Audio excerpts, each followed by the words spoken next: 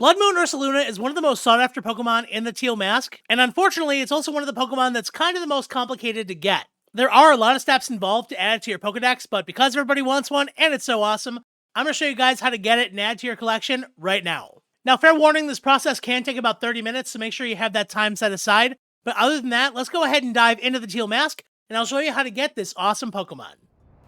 Alright, now Bloodmoon Ursaluna does come from a side quest, and in order to unlock the side quest, you have to have at least 150 Pokemon from the Kitakami Pokedex caught. Now, admittedly, this is kind of a big number, it's about 75% of the Pokedex, but the good news is, if you already completed the main Pokedex in Paldea, you're already going to have about 100 Pokemon registered in your Pokedex for Kitakami, so you already have a pretty good head start.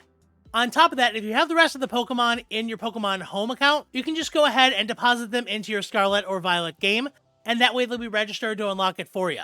The good news, though, is that even though there are a lot of Pokemon required, you can do this pretty much whenever you want, as long as you have that Pokemon requirement met. You don't have to, have caught the legendaries or anything like that. Now, once you have your 150 Pokemon registered to your Pokedex, go ahead and head to Misui and go to this spot on the map. You're going to see a girl named Perrin who's a photographer, and she's going to say that her goal is to catch a picture of Bloodmoon Ursaluna. Now, you're going to have to battle her, and once you beat her, you're going to go up to the top right corner on the map, into an area called the Timeless Woods. Now, there are a couple spots around it that you can actually fast travel to, so you don't have to, traverse the entire map, which is nice. But once you get in there, you're going to meet up with her, and she's going to ask you to take some pictures of some Pokemon at night. Now, the good news is she can just make it night just by talking to her.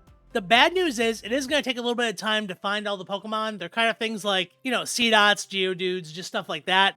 There are 10 different Pokemon you will need photos of. It took me about 15-20 minutes to do. So that is pretty much where the bulk of the time sink for this project comes from. But once you have all the pictures taken, go back and report to Perrin, and then you're going to see the Bloodmoon Ursaluna come over to you. Now, it functions kind of like a totem or one of the boss Pokemon from the main story, so it is going to have a higher health bar. Once you go ahead and take that out, you're going to be able to catch it, and it succeeds 100% of the time, so in that regard, it's very easy to get. Now, a couple quick things about Ursaluna that are not so great.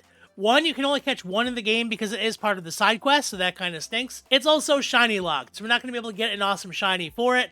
It may be coming down the road, or there may be some other way to get it in the future. Who knows? The other thing that's kind of interesting is that its stats are designed for it to be a special attacker, but I believe it is normal and ground type, so most of those moves tend to be, physical in nature. There are certainly some moves that can work with it, so I'd be interested to see how competitively viable it is.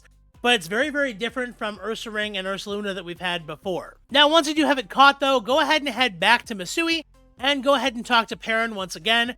And for completing the challenge, she's also going to give you a Choice Scarf and a Hisuian Growlithe. And both of those are really good things to have, so it's certainly a nice little prize on top of the Ursaluna. Now, this Pokemon does look really cool. It does still look like Cyborg from Teen Titans to me, so I don't know, it's something I guess I'm going to have to overcome, but I really do like this Pokemon. And after you guys put in a little bit of work, you can add this awesome Pokemon to your collection.